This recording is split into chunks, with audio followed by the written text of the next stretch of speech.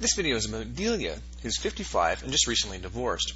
And life has changed for her, so she's just curious where she stands financially today. So I'm going to go through and I'm going to take a look at some high leverage solutions that she can implement and some low leverage solutions, which are often solutions suggested by financial planners. So let's go ahead and take a look. So Delia is still working, and she plans to work for about another 5 years to about age 60, 61.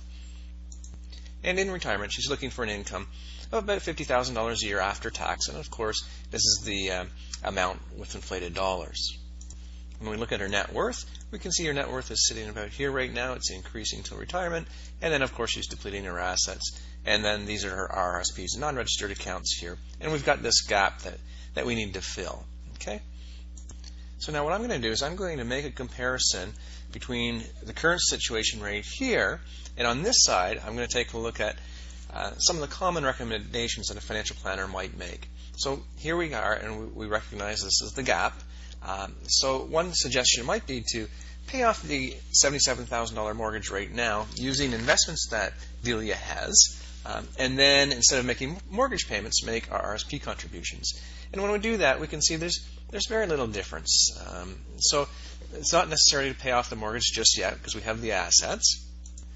Here's another solution. We've moved to a smaller home, so we've sold the $350,000 home, but a $250,000 home. There's no more mortgage, and so we're making RSP contributions. And actually, when we do that, we can see that we've probably got an extra 5 years of income by doing that. Okay, but it's not significant, but let's take a look at something else. Let's do a leverage strategy. And this is a fairly common suggestion with financial planners. So we've got the $77,000 of investments. Let's take them, pay off the mortgage, and then borrow that $77,000 back out, make an investment with the money, and now the interest is tax deductible. And when we do that, we can see there's not really a whole lot of difference. So again, that's a low leverage strategy. Let's see what else. What if we increase the rate of return? If we increase the rate of return on the investments from a 4% to a 5%, well, that extra 1% did give us probably an extra 5 years of income here. So that's another solution we could look at. And then finally, what if we draw down on the money to about age 70, then sell the home for $350,000, and then move into an apartment? And when we do that, we can see we have closed the gap to about here. It's a smaller gap to fill.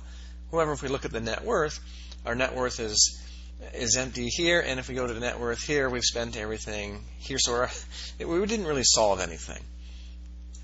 So let's go back and see what Delia can do on her own. So she's planning to work to age 61. What if we extend that and work to age 65? So we can see that by working an extra 5 years, we've gone from running out of money about age 73 up here to probably about age 80. Let's take a look at something else. Delia is suggesting, what if that she needs an income of $50,000 a year after tax? What if we drop that down so that she only needs $40,000 a year after tax? Okay, and we can see if we do that, then we've got a little bit of a gap here at about age 85, but still, if we look at her net worth is still good because that's the value of the home. So you know what, maybe we don't need to cut retirement income down to $40,000. Maybe it's $45,000, and it's a combination of selling the home.